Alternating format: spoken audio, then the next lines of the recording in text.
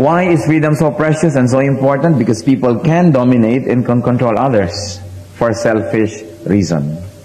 Sa patuloy po ng ating paghanap ng kalooban ng Diyos sa ating buhay, at sa patuloy ng ating paghanap naman na tayo maging katulad ni Kristo sa pakikitungo sa ating kapwa, marapat nating sariwain that we should set people free.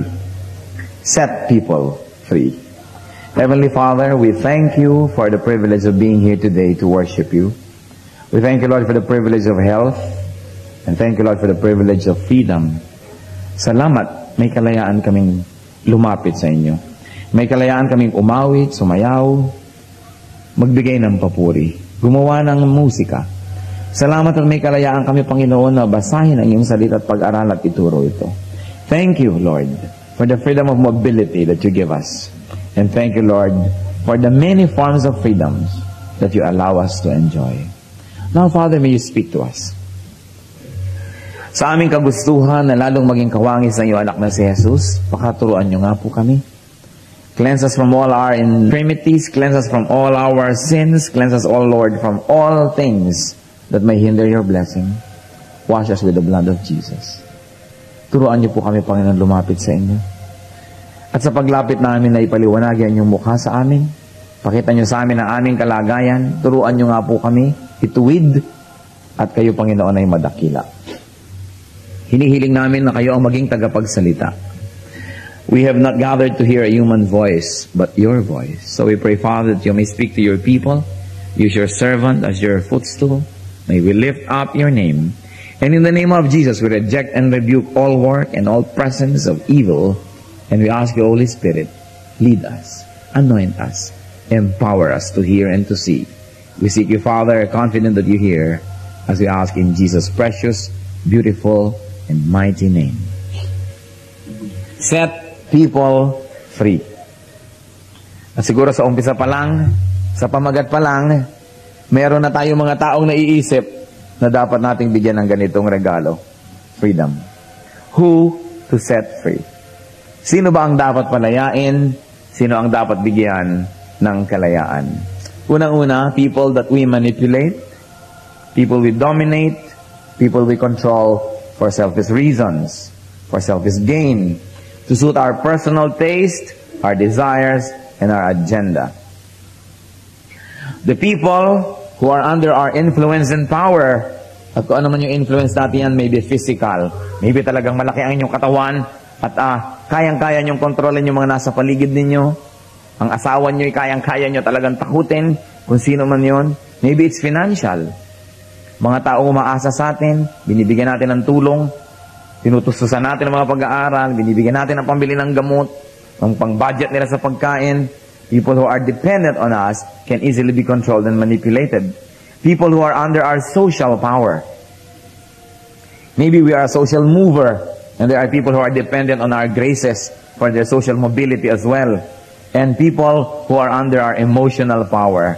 People who are beholden to us. People who love us that we can so easily abuse. Napakarami pong uri ng kapangyarihan, subalit dapat nating alalahanin na lahat ng kapangyarihan ay nagmumula sa Diyos. Sapagkat siya ang tunay na pinanggagalingan ng tunay na kapangyarihan. At ang lahat ng kapangyarihan ay pahiram lamang para magamit natin to manage the planet, to love people, to minister to others. We are empowered by God so we could deliver services and love and care, not abuse people.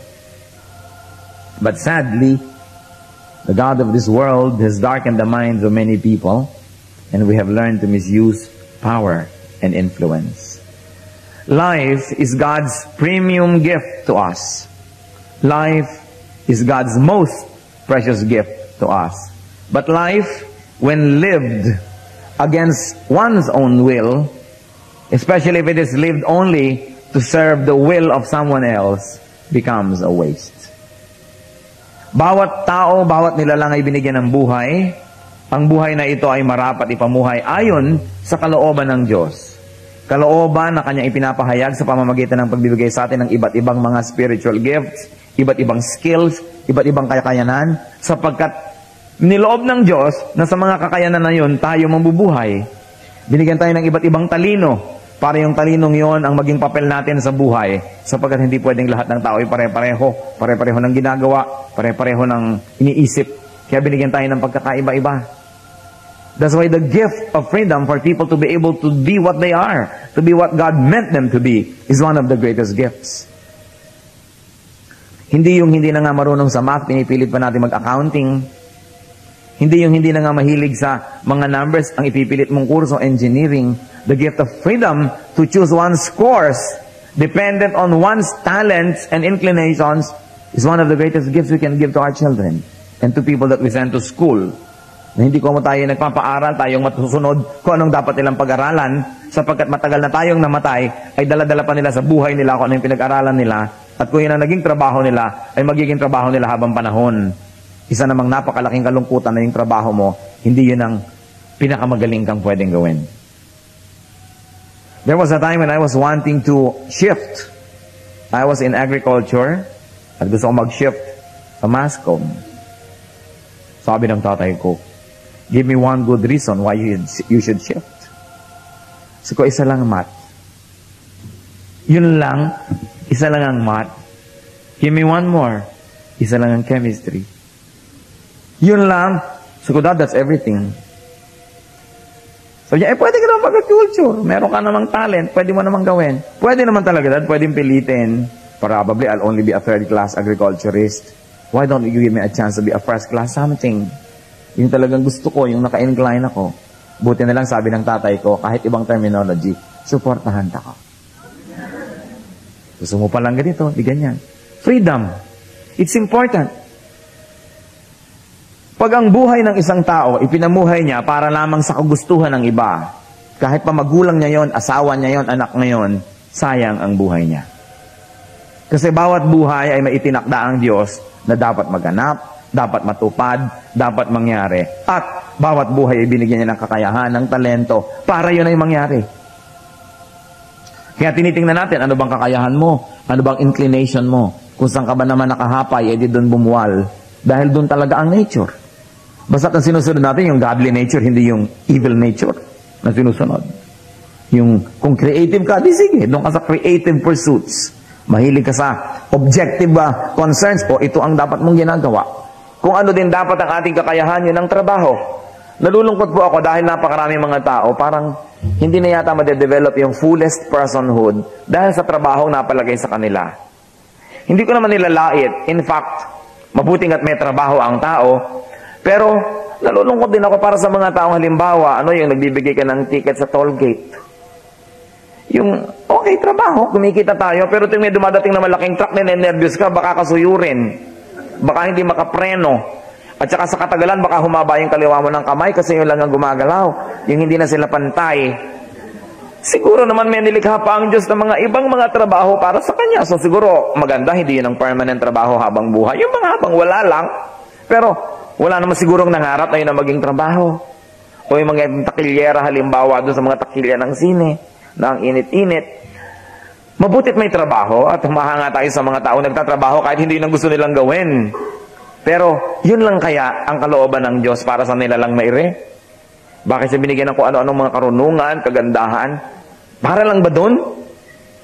Kaya pag tinitingnan natin na parang napakaraming buhay na hindi nakapamumulaklak ng husto, hindi humahalimuyak ng husto dahil walang chance.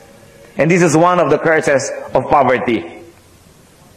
Kaya tayo mga Kristiyano ay dapat magsikap, paunlarin ang ating bayan, we should be economically powerful, dapat tayo productive, sapagkat it takes money to be able to pursue your dreams. It takes money to be what God wants you to be. Because the world has been taken over by a few people who run the wealth of the planet. Ang nangyayari ngayon, sila na lang ang nakakapag-aral ng mga ibig. Kaya nakikita nyo yung iba, pagka medyo kapwa natin mahirap, o anong pag-aaralan? Mag-aral ka ng 2 taon na lang, yung nagkakatrabaho agad. Mag-aral ka ng computer. Ayoko, yan ang mga naka-wanted ngayon sa mga jobs. So, wala akong pakialam sa gusto mong gawin. Wala akong pakialam sa nais mong gawin. Ang pag-aralan mo, yung nakakatrabaho, yung napagkakaperahan. Nakakalungkot. Kasi ang dami-dami sa atin na gano'n na nangyayari. Kaya kung minsan, yung mga mayayaman, ano pinag-aaralan mo? French. Ha? Napagkakaperahan ba yan? Hindi na niya kailangan gumawa nun. Kasi mamamanahin na siya. So, ano pinag-aaralan mo? Ikebana. Origami. Pagka summer, anong gagawin ko? Punta sa Espanya to polish my accent. You fully develop kasi meron kang means. Kaya mahalaga po, meron tayong means. Part ng kabanalan, nagsisikap para tayo kumita. Para kung ayaw man nating yumaman, sino ba may ayaw noon, abnormal naman, edi ipamigay mo sa iba para sila may kainin. Kaya dapat we should make wealth. Because it takes a lot of resources so that we can fully develop. My heart aches for people who are not able to pursue their studies kasi kulang ang pera. Napakaraming promise. Bawat tao parang isang buto. Nandun na yung ugat, nandun na yung sanga, nandun na yung bulaklak, nandun na yung bunga. Pero buto pa lang yon.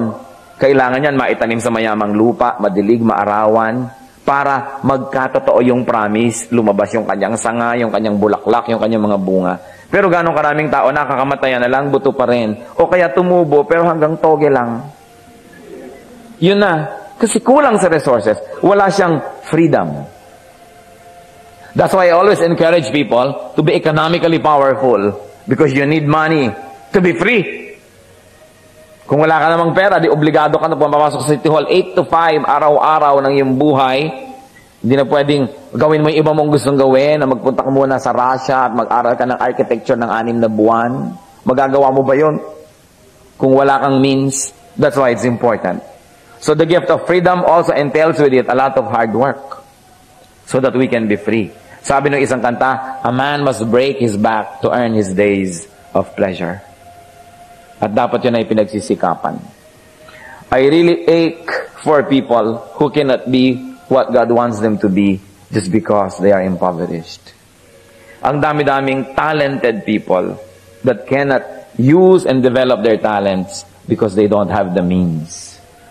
Kaya kung tayo po ay merong mga means, meron tayong mga pinanggagalingan ng kabuhayan, kung nagagawa na natin sa buhay natin yung gusto nating mangyari, na pag-aaral natin ang ating anak o mga anak na gusto nilang pag-aralan, maghanap-hanap tayo ng anak ng may anak. At ang kinina rin nating anak yun at tulungan natin sila na mag-aral. Tulungan natin sila to be what God wants them to be. Because when you help people to develop, you do the will of God. Because the will of God is that people should develop. Why set people free? Para ano? Bakit? Because God made people free. Paggalang sa Diyos nang lumikha sa tao, na ang tao na kanyang nilikha ay ating palayain, sapagkat nilikha ng Diyos ang tao na malaya. Ang Diyos ay hindi nakikialam sa ating desisyon. Binigyan tayo ng free will. Kaya nga si Adam and Eve nakagawa ng kasalanan. Nilikha sila ng Diyos na may kakayahang magpasya para sa kanilang sarili. Kahit pa nga ang pagpapasya na ito ay maaaring hindi makabuti. Pero kung hindi naman sila binigyan ng kalayaang magpasya, edi hindi sila nilikha sa wangis ng Diyos. Wala silang kalayaan. At hindi sila magiging banal. You know why? Because holiness is a choice. Righteousness is a choice. And you cannot be righteous if there was no choice. Kaya may choice. So you exercise your choice. And when you make the right choice, you become righteous. May risk because you might make the wrong choice and you become sinful. But if there was no choice, you cannot be righteous anyway. You will only be a robot. Para ka lang makina. Kaya tayo binigyan ng Diyos ng kalayaan. Siguro ang paninimdim ng Diyos, nung pinipitas ni Eva yung prutas at kinakain, subalit hindi siya nakialam, hindi siya bumaba mula sa langit at hinawakan ang kamay ni Eva, isinara ang kanyang bibig at sabing, huwag mong kakanin yan, di pwede. Binigyan ni Lord ng kalayaan. Creation with its gift of free will made people free. And then, when people became prisoners of sin, redemption was done by God to set people free again. Ang ministry ng Diyos ay palayain tayo ng palayain. Nilikha tayong malaya, nung ginamit ang kalayaan para magkasala at naging bihag ng kasalanan, pinalaya na naman ng Diyos sa pamamagitan ng pagpapatawad, sa pamamagitan ng dugo ni Kristo. Malaya na naman tayo. We can do good again. We can go back to God again because creation sets you free, redemption makes you free again. So that freedom and the giving of it is central to the agenda of God. Isaiah 61:1. The Spirit of the Sovereign Lord is on me, because the Lord has anointed me to preach good news to the poor. He has sent me to bind up the brokenhearted, to proclaim freedom for the captives, and release from darkness for the prisoners. Ayon ng Panginoon ang may mga nakukulong na ganyan. Gusto niya ang tao mga malaya, whatever level of application when you would like to use Isaiah 61:1 for. But the point is, freedom is important. Jesus is truth, and the truth sets free. John 8:36, so if the Son sets you free, you are free indeed. Of course, this is free to be godly, and freedom to be godly. But all in all, as we go back to the theme, freedom is important. Even the law of God is for freedom. Hindi tayo binibigyan ng law ng Lord para makulong, kundi para lumaya. Para malaman natin kung paano mamumuhay, at kung alam natin ang tamang pamumuhay, malaya tayo. Malaya tayo sa pag-enslave ni Satan, malaya tayo sa ating pagiging slave ng ating mga desires, malaya tayo sa mga gulo ng isip. Freedom when we obey the law. Psalm 119, verses 44 to 45. I will always obey your law forever and ever. I will walk about in freedom, for I have sought out your precepts. So, maglalakad ako may kalayaan, mamumuhay ako may kalayaan, dahil nabubuhay ako ayon sa iyong mga batas. So that even the laws of God are meant not to imprison, but to set free. So, one reason why we should people set free, because God created people as free men and women. And it's important to respect God's will concerning that. Why else do we set people free? Because people achieve their fullest personhood when free. They can become more Christ-like when we give them freedom. Therefore, it is kind to give people freedom. Hindi yung kung anong hilig natin, i-impose natin sa iba. Kung anong gusto natin kainin, yun ang kakainin ng lahat. Lalo't lalo kung kayo yung cook. Kung ano ang gusto nating pamumuhay, i-impose natin sa iba. Wala na silang freedom. Satellite na lang natin sila. Tayo yung planet, umiikot yung satellite, kasama lang natin. Wala siyang sariling orbit. At maraming tao ganon. Alam niyo po ba? Napakaraming mga wives, walang freedom. Orbit na lang nung asawa nila ang sinunod nila. Parang wala na silang sariling pagkatao. Parang wala na silang sariling mga pangarap. Wala na silang sariling magawa sa buhay. Sunod-sunura na lamang sila. Remember na ang pag-asawa ay pagkakaroon ng partner, hindi pagkakaroon ng Panginoon. Hindi pagkakaroon ng kulungan. Nakulong na yung lahat ng gusto mo. Nasuppress ka na ng nasuppress dahil isa lang ang nasusunod. Marami ring husband, suppress na suppress, yung wife naman ang nasunod. That's not a good partnership. Because your partner must boost you up. Your partner must give you all the freedom to pursue your dreams and to be what God has meant you to be. And to continue to be the better and better versions of your same self. Hindi yung present ka. Pag tinignan ka lang, hindi mo na masabi ang gusto mong sabihin. Marami pong mga cases na akala natin ay demonic possession, hindi pala. Kasi ano ba yung mga sabi, bakit mo naiiba yung boses? Bakit umitirik-tirik yung mata? Kung ano-ano mga lumalabas sa mga muka, may mga bola dito, bla bla bla. Marami palang cases, akala natin, evil possession. Hindi. Sobra lang na suppress. Kaya hindi makakita yung kanyang sarili, yung kanyang kalooban ng paraan para ipahayag yung totoo tungkol sa kanya. Kaya ayun, iniiba boses. Kumisan, minumura yung sariling ina. Kumisan, pinapagalitan yung mga tao kasi sa totoong buhay, hindi niya masabi yung gusto niya sabihin. Sa totoong buhay, hindi niya magawa yung gusto niyang gawin. Kaya gumagawa yung katawan ng paraan na maipahayag yung nasa kaloob-looban dahil yung tao suppressed. While there are genuine cases of evil and demonic possession, hindi lahat ng nakikita natin na gano'n na symptom, possession na nga. Usually, pag pinag-aralan mo ang history, yung background ng tao na akala mo na po-possess, biktima pala ng sobrang suppression and oppression. Hindi masabi ang gustong sabihin. Hindi maipahayag ang gustong ipahayag. Hindi maibulalas ang niloloob. Lagi nilang suppressed at controlled ng iba. Kaya tuloy nagkakaganong ganon. Kumisan akala natin na babaliw na Kasi hindi masabi ang gustong sabihin. Kaya nga, giving people freedom can be one of the greatest gifts. But we must, of course, differentiate between freedom and licentiousness. Na gawin mo kahit ano na lang. Hindi yon. Na magawa mo anything that does not oppose God's teachings.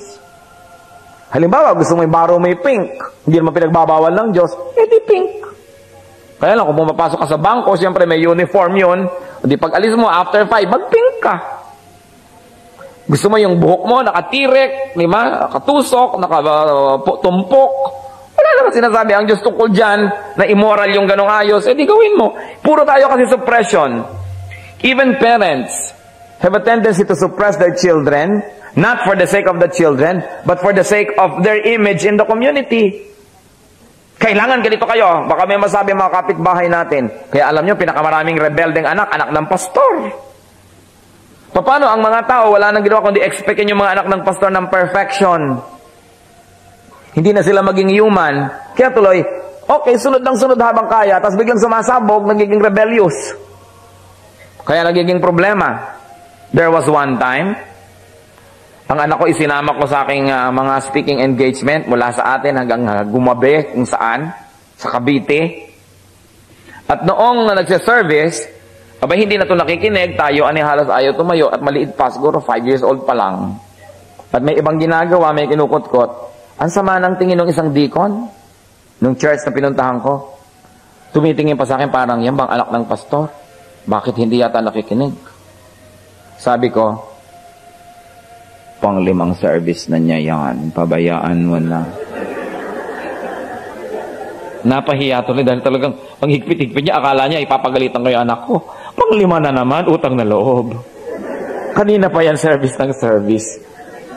Mahirap yung sobrang expectation natin sa ating mga anak. Lalong-lalo yung talagang hirap na hirap maging valedictorian. Yung pinipilit ng ina, kailangan first honor ka, sa ayaw mo sa gusto, sa kurot, sa reregaluhan kita, papaluin kita, basta. Kasi yung pala yung nanay, gusto akyat ng akyat sa entablado ping graduation. No? Natatalbugan niya yung ibang nanay. How much of what we want our children to do is really for them, and how much is for our image? Dapat natin siyasapin na ating sarili. Dahil baka naman, na-exploit lang natin ang mga bata para itaas pa lang ating sarili. In the end, it's not good for them. When I say freedom, and when I say control, what I mean is, yung pagkatao kinokontrol. Yun ang hindi marapat. Pero kung nasa stage of development and training, dapat kontrolin. Mga bata, kinokontrol talaga yan kasi training period. Yung mga tinuturuan ng skill, ng trabaho, ng knowledge, kinokontrol talaga yan kasi training period. Ang pinag-uusapan natin yung hindi training, talagang totoong buhay na. Halimbawa, mag-asawa kayo. Pati ba naman yung kakulay-kulayan ng isusot ng asawa mo, kinokontrol mo, hindi na training period because life na talaga yan. Dapat naman yan nabigyan ng freedom.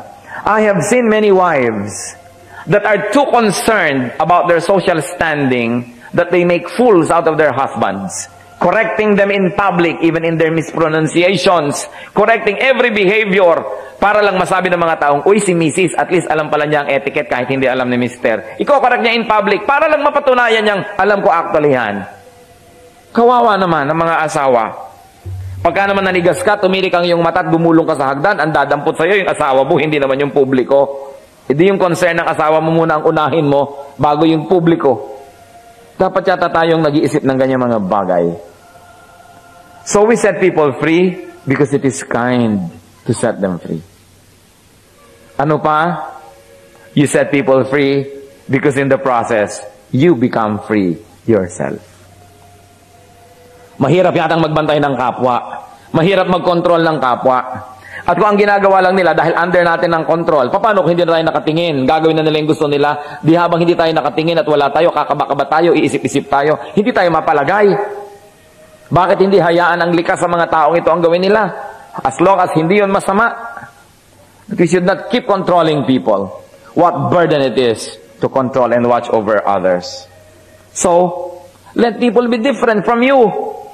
Kung minsan kinokontrol natin dahil gusto natin uniform lahat ang tao, it will be a very boring planet if everybody was like you or like me. Mabutit iba-iba because our God is a God of variety. Our God is not a God of sameness. So talagang iba-iba ang gusto ng tao sa timpla ng kanilang kape. Bakit mo sila papakialaman kung anong gusto nilang timpla ng kape nila? Iba-iba talaga ang gusto nilang kulay o korte ng tasa. Ba't natin panghihimasukan? We should stop controlling people. Because God does not do it. And not even Satan can do it. Hindi binigyan at hindi kaya ni Satan at least na nagkaroon ng kapangyarihan na kontrolin ng tao. Nagkakaroon lang oras na yung tao ay pumayag ng pumayag sa kagustuhan ni Satan, tumanggap ng ibinibigay, may contract na. Therefore, nagkakaroon sila obligasyon. Kaya nakokontrol sila in a way. But without man's permission, not even Satan can control him. And God, even He can, does not. So why should you control another person? How are we to set people free? How? As long as moral law is not violated, as long as other people's well-being is not affected, then let people think. Payagan natin sila mag-isip. Kaya nga binigyan sila ng utak. Meron kasi mga tao, sila lang ang brain, everybody else is just arm and feet. Tagasunod lang, sila lang ang mag-iisip. Kuminsan ganyan yung mga pamilyang tradisyonal na merong matriarch o patriarch na tinatawag. Pag sinabi ng lolang ganito, sunod na ang lahat. Pag sinabi ng biyanang babaeng ganon, sunod ang lahat. Kaya wala ka nang inabangan kundi sumakabilang buhay ang biyanan. Para ka makalaya. Gusto nyo ba yon na walang inaabangan ng tao kundi sumakabilang buhay kayo para sila makalaya? Let people think.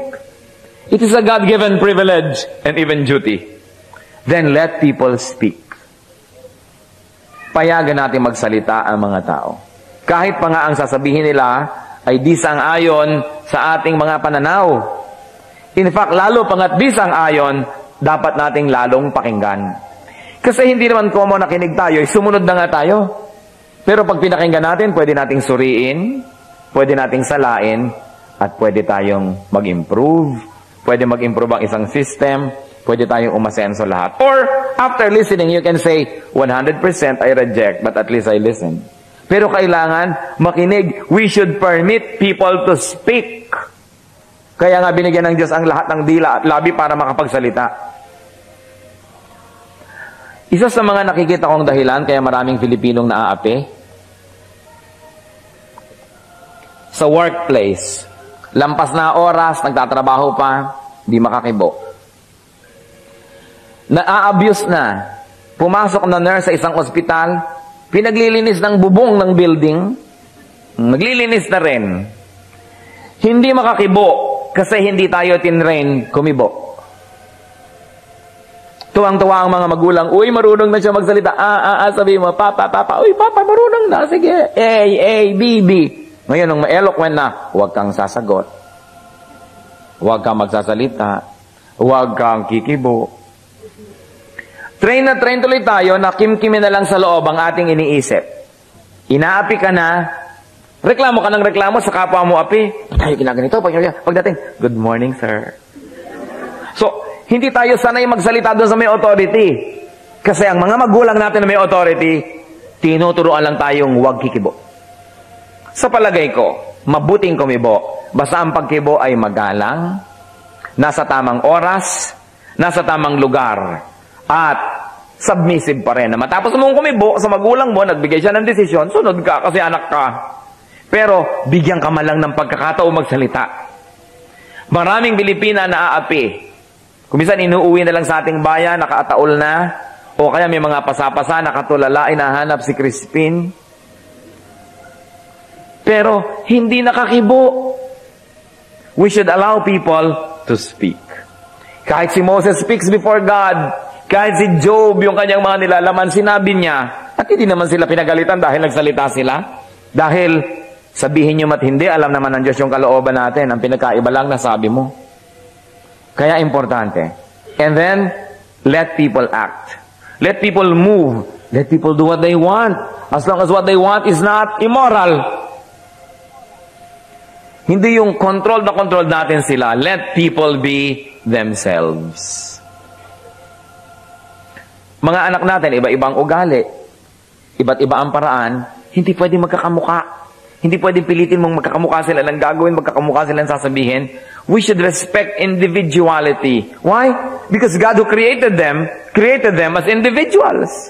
Kung gusto ng Diyos magkakamukha lahat ng tao, gaano kahirap naman sa kanyang likhain lahat ng tao magkakamukha.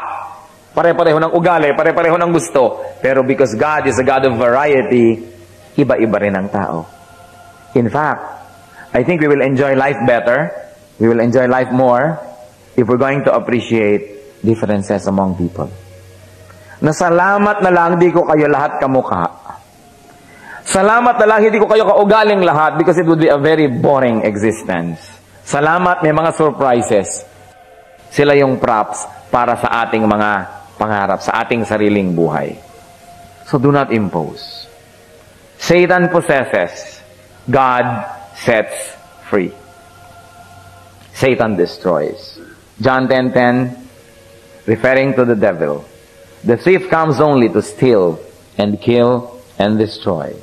I have come that they may have life and have it to the full. Full life ang gusto ng Panginoon para sa atin. Hindi half life, hindi 1/4 life, full life. Spiritually, physically, mentally, socially, emotionally, a full life. John 8:32, then you will know the truth, and the truth will set you free. Free to have a full life. Free from sin. Free from a lifestyle of sinfulness. Free to be good. Free to be happy. Free to be creative. God gives people that kind of free will. But of course, with accountability. May accountability. May pananagutan, pero may kalayaan. God does not decide for people.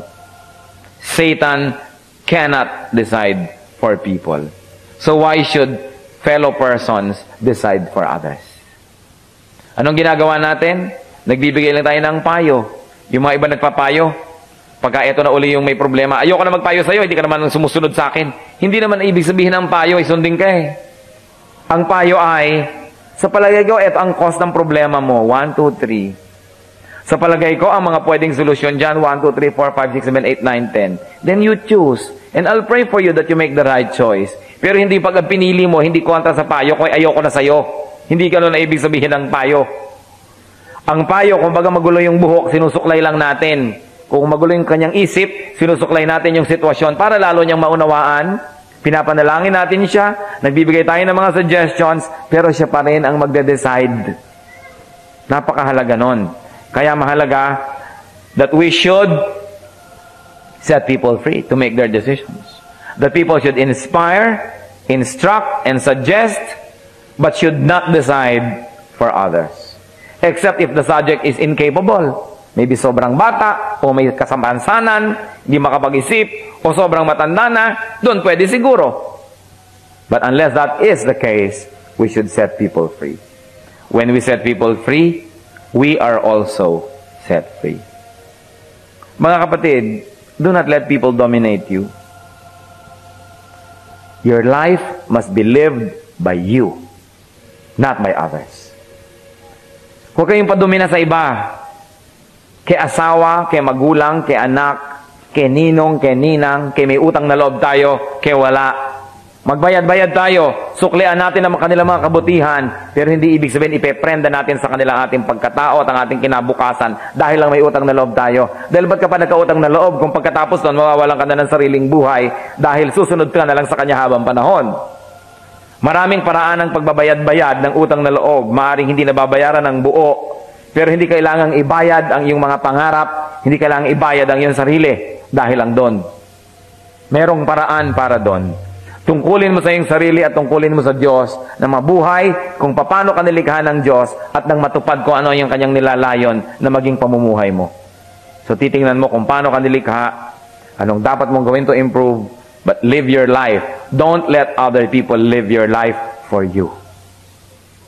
Yung iba hindi na makagawa ng sarili nilang buhay kasi naging alipin na ng kanilang anak, ng kanilang apo, ng kanilang manugang. Tuwing na lamang may gustong gawin, hindi magawa. Kasi si ano. Paano kayong buhay mo? You should do something to be free. Because God did not create you to be somebody else's slave. Duty natin sa lumikha sa atin yon. Sapagkat bawat buhay ay may misyon, bawat buhay ay may katuturan, at bawat buhay ay may dapat marating. Subalit hindi mangyayari kung hindi natin bibigyan ng laya ang ating kapwa at ang ating sarili na sundin yung tawag ng Diyos para sa atin. Live as a free person. Freedom is your privilege and duty. Duty rin yan. Hindi dapat ipinapamigay. Do not play God over people's lives. And do not be more than God. As we have said, God does not even decide for us. So why should we decide for others? Give people the gift of freedom. Set people free. Let's bow before the Lord and think about these things. Mga kapatid, meron po bang tao na dinodominate nyo? Kinakaya-kaya nyo? Dahil kaya nyo? Alam niyo po ba na kayang-kaya tayo ng Diyos, pero hindi niya tayo kinakaya? Ginagalang pa rin tayo. Bagamat siya ibigay ng bigay, ginagalang pa rin tayo. Meron pa rin tayong free will. Baka naman yung binibigyan nyo, nawala na ng free will dahil lang binibigyan nyo at kayo na nasunod. Dinaig pa natin ang Diyos. Nais kong hamunin ang lahat. Meron ba tayong dinodominate? Ini-impose natin ang sarili sa kanila. Kinokontrol natin para tayo lagi ang masaya, tayo yung satisfied. Gusto natin ang nasunod. It is ungodly. Because even God in His infinite powers does not do that. Sa ilang saglit ng katahimikan, tayo po yung mag-isip. Sariwain, sino ba mga taong kinokontrol ko? Ba't di ko sila pabayaan? Payagan natin sila, lalo't hindi naman masama, hindi labag sa kalooban ng Diyos, labag lang sa sarili nating taste. May sarili tayong buhay para ipamuhay ang taste natin. Yung iba mamuhay sa taste nila. Be alone with God and ask the Holy Spirit to ask the Holy Spirit to let you know if you are dominating someone or other people needlessly.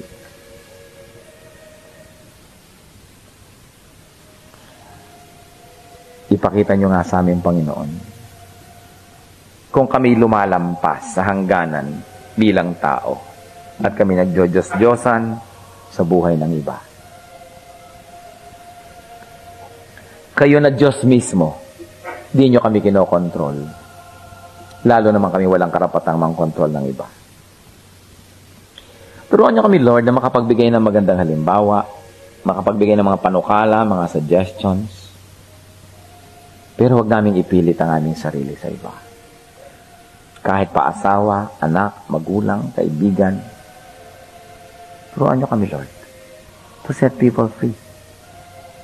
Because you set us free.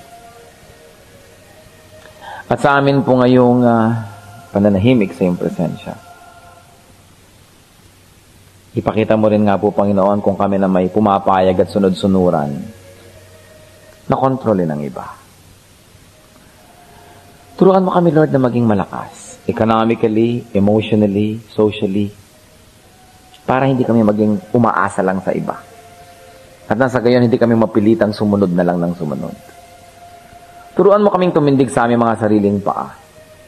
Turuan mo kaming maging masagana, kapakipakinabang. Turuan mo kami, Lord, na productive ang buhay. Na hindi kailangang umasa na lang lagi sa iba. Tuloy nagiging tau-tauhan kami.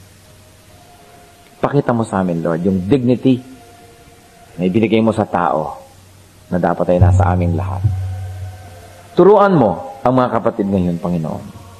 Kung sakali man na merong nadodominate, kung paano palalayain ang sarili sa iyong tulong. Kung ano mga hakbang na dapat gawin, mga hakbang na kalugod-lugod sa inyo, katanggap-tanggap sa inyo, para makalaya. At nawa, Panginoon, muli, maalala namin sa tuwina to give the people the gift that you gave us, the gift of freedom. And as we do that, Father, may it be an act of worship. May it be an act of submission to you. And may it be an act of respect. Turuan kami, Lord, po ninyo na igalang kayo. Na huwag namin kayong lampasan sa inyong authority. Na huwag namin kayong daigin pa. At nawa, Panginoon, sa pagpapalaya mo sa amin, At sa pagpapalaya namin sa iba, lalo namang maganap ang maganda mong kalooban sa bawat isa sa amin. Teach us, Lord, to reflect on ourselves and our own errors. Bigyan mo kami ng teachable spirit so that we may be corrected. At kung may mga tao kaming pinagkamalian, sobrang nakawawa, turuan mo kaming maging mapagpakumbaba, ituwid ang aming mga pagkakamali. At kung kinakailangan humingi ng tawad, ay humingi kami. Lord, we are not gods. Teach us that all the time. Correct our tendency to play God over other people. Pinupuri namin kayo sa kalayaan na binigay niyo sa amin at maaari namin ibigay sa iba at maging sa aming sarili. Sa pangalan lamang ng Panginoong Yesus.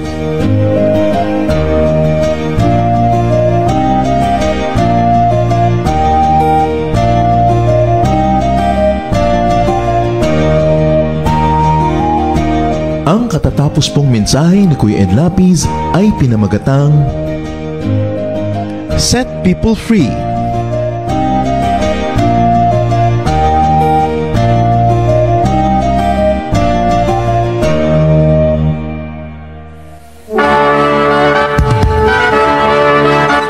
Halina't sama-samang sumamba at magdiwang sa Day by Day Jesus Celebration kasama si Kuya Ed Lapiz.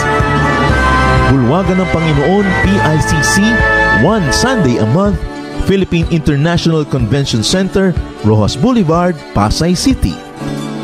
All other Sundays, sa mga day-by-day mini-bulwagan ang pagtitipon. Para sa buwan ng Pebrero, gaganapin ito sa February 9, 2025.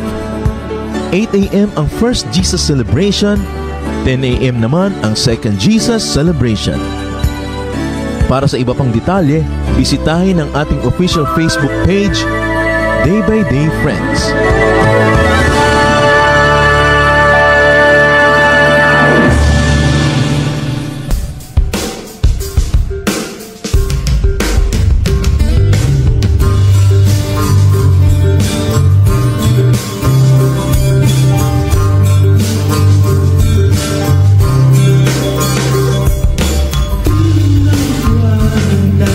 Lalakaran, kayong